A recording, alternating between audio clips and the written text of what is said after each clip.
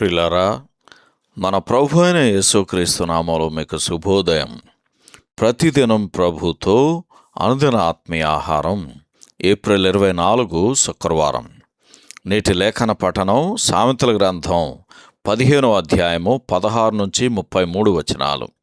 నేటి ధ్యాన లేఖనం సామెతల గ్రంథం 15వ అధ్యాయం 23వ వచనం. సరిగా ప్రత్యుత్తరమిచ్చిన వానికి దాని వలన సంతోషం పుట్టును. సమయోచితమైన మాట ఎంత మనోహరము.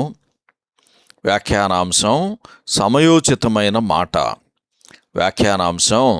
సమయోచితమైన మాట. వ్యాఖ్యానం. సామెతల గ్రంథం 15వ అధ్యాయము 16-17 వచనాలలో యెహోవా ఎడల ప్రేమతో ఆయన యందు భయభక్తులు కలిగియుండుట అను సత్యమును గురించి వివరించబడింది.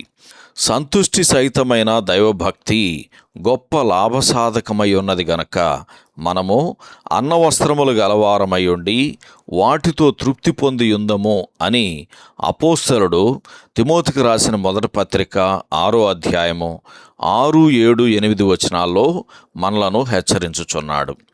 సమయోచితమైన మాట ఎంత మనోహరము. 23వ వచనము యొక్క ప్రాముఖ్యతను ఒక్కసారి పరిశీలిద్దాం. మనకు ఒక మాట చెప్పే అవకాశం వచ్చినా కానీ మనం ఎన్నిసార్లు మౌనంగా ఉన్నామో, సాధారణంగా ఇది ధైర్యం లేకపోవటం వలన, లేకపోతే పరిశుద్ధాత్మ మీద ఆధారపడకపోవటం వలన జరుగుతుంది అని మత్తయి సువార్త 10వ అధ్యాయము 19-20 వచనాలు చదివితే మనకు అర్థమవుతుంది. అయితే ప్రభు సహాయంతో మనము ఆ అవకాశాన్ని ఉపయోగించుకొని ఆయనను గూర్చి మాట్లాడగలిగినప్పుడు మనము ఈ వచనములోని మొదటి భాగంలో చెప్పబడినట్లు మన హృదయములలో సంతోషం పుడుతుంది.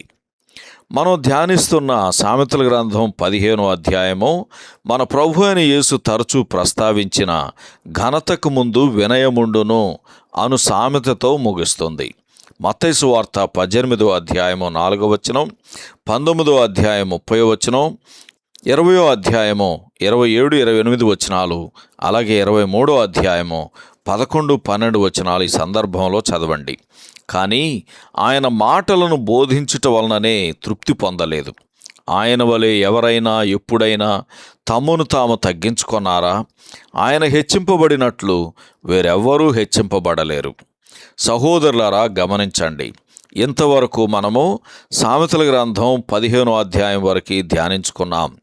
సామెతల గ్రంథంలో 16 నుంచి 31 అధ్యాయాలు, వాటితో పాటుగా ప్రసంగి గ్రంథం మరియు పరమగీతం గ్రంథములు 5వ భాగంలో వివరించడం జరగబోతుంది. సహోదరుడు జాన్ కోక్లన్ శుభములతో వందనాలు. ఈ సందేశాలకు సంబంధించి కానీ బైబిల్కు సంబంధించి కానీ మీకేమైనా ప్రశ్నలు ఉంటే ఈ క్రింది నంబరుకు వాట్సాప్ ద్వారా పంపించండి. మీ ఆత్మీయ క్షేమాభివృద్ధి కోసం అనుభవజ్ఞుల ద్వారా జవాబులు అందించబడతాయి.